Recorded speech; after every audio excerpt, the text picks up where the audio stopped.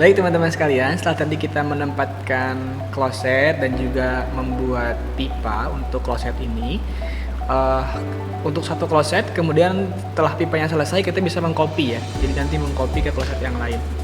Nah, selanjutnya nanti kita akan menghubungkan untuk kloset ini per jalur, karena kalau kita lihat di project saya, di project browser, di project arsitektur ini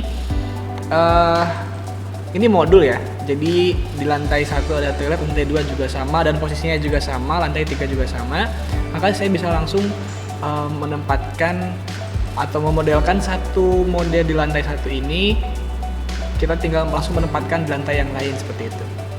Caranya seperti apa? Kita blok dulu untuk project plumbing kita, kemudian kita filter, kita akan menggunakan, ya ini sudah semua ya, terpilih. Oke.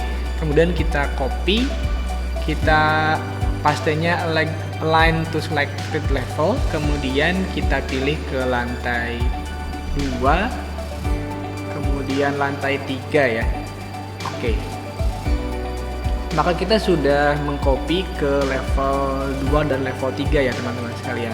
Setelah semuanya tercopy, kemudian kita bisa tinggal menghubungkan untuk dari level 1 ke level 2 dan level 3 untuk perpipaannya ya. Maka kita bisa hubungkan seperti ini.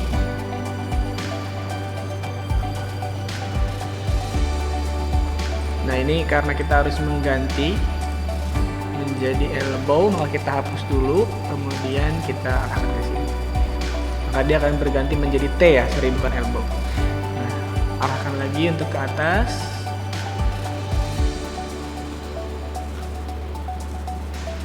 Ini yang vertikal otomatis nyambung ya. Kemudian ini kita ganti, kita arahkan ke sini. Ya. Maka sekarang semua pipa untuk yang pipa air bersih sudah terhubung ya. Sekarang tinggal yang pipa air kotor, atau di sini untuk pembuangan untuk pembuangan kloset.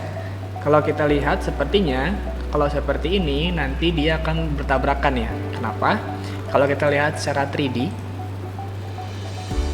di pipa yang sudah kita buat ini, untuk nah ini sudah terlihat bertabrakan ya. Jadi pipa air bersih bertabrakan dengan pipa air kotor. Karena ini tidak mungkin. Maka kita perlu membelokkan salah satu gitu. Kita perlu mengarahkan. Nah, ini fungsinya di Revit bisa 3D seperti ini, maka kita bisa melihat kira-kira clashingnya di sebelah mana gitu ya. Berarti kita perlu mengarahkan salah satu, apakah kita akan mengarahkan yang pipa air bersih atau kita mengarahkan pipa yang air kotor. Kalau misalnya kita mau mengarahkan yang pipa air kotor, maka kita bisa menggunakan dengan cara seperti ini. Untuk level 1 ini kan sudah terlihat ya, ini dia harus berbelok, maka kita geser ke sini. Kemudian kita buat lagi, di sini ada sistem, di tab sistem, kemudian ke pipe. Nah, agar sama, maka teman-teman silahkan pilih inherit elevation and inherit size, maka posisinya akan sama dengan slope down 1%. Ini pastikan di sini, nah ini kan masih domestic cold ya, kita ganti ke sanitary, kemudian diganti menjadi 100 meter. Sebetulnya tanpa ini plus bisa ganti ya, karena kita sudah menginherit size. Kita klik seperti ini, kemudian geser ke sini. Ini sepertinya akan error. Oh, belum bisa karena terlalu dekat. Kita agak jauh lagi. Nah, jadi dia sudah mengkalkulasi, oh itu sepertinya nggak bisa karena terlalu dekat gitu ya. Nah, ini bisa kita geser sedikit agar tidak offset. Ya.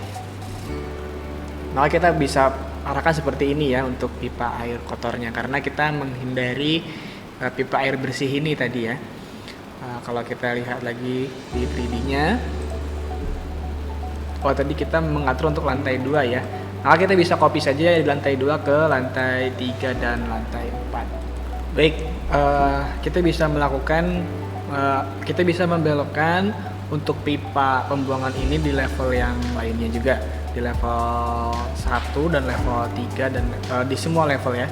Maka kita bisa lihat di potongan seperti ini sudah berbelok, dan kalau kita lihat di 3D view, nah ini sudah berbelok juga dan sudah menghindari pipa air bersih ya, sehingga tidak bertabrakan. Maka kita tinggal menghubungkan untuk pipa air kotor ini dari semua lantai, dari lantai 3 ke lantai 1 begitu ya. Maka kita bisa pilih untuk menghubungkan ini ke pipe seperti biasa. Kemudian ini slope down ya, divisi sanitary sudah sama semua. Ini akan error karena posisinya ini menabrak sambungan ya, sehingga kita perlu menggeser lagi. Kita perpanjang ya untuk pipanya. Nah ini kan slope-nya berubah nih, ini harusnya slope-nya, nah ini sudah tidak berubah ya, sama ya. Oke, kemudian kita ke pipe, arahkan ini ke bawah.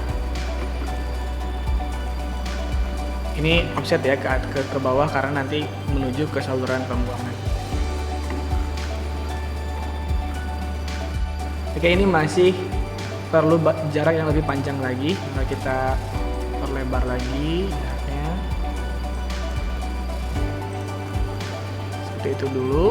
Kemudian kita tarik ke bawah.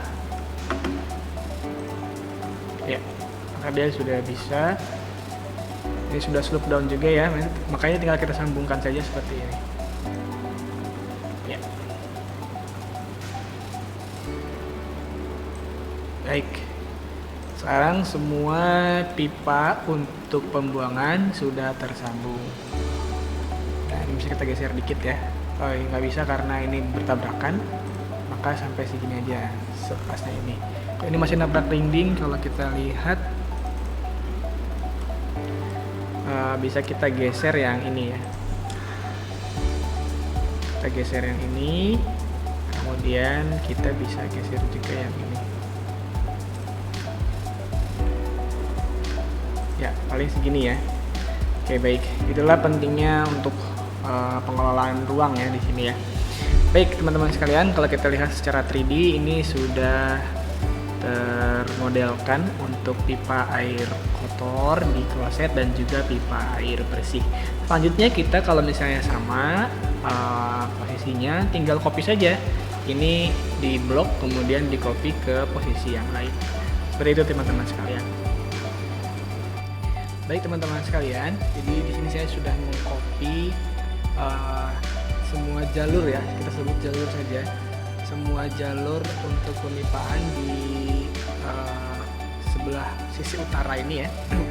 Jadi tadi kita sudah membuat satu jalur saja di sini. Kemudian agar cepat saya mengcopy ke jalur yang lain gitu. Jadi cara kerjanya kita bisa menyelesaikan satu jalur seperti ini. Kalau misalnya dia posisinya sama, kita tinggal copy ke jalur-jalur yang lain gitu ya, jalur-jalur shaft yang lain. Jadi kalau kita lihat tadi saya buat satu jalur kemudian di copy ke yang lain. Kalau kita lihat di 3D view, maka sudah bisa tergambarkan bagaimana pemipaan di sisi utara ya.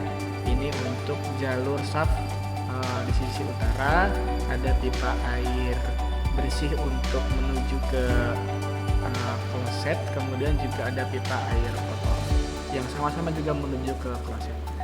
Nah, kita tinggal di selatan, ini karena posisinya juga sama, ini tinggal kita copy saja nanti. Kemudian kita nanti arahkan menuju ke saluran pembuangan ya.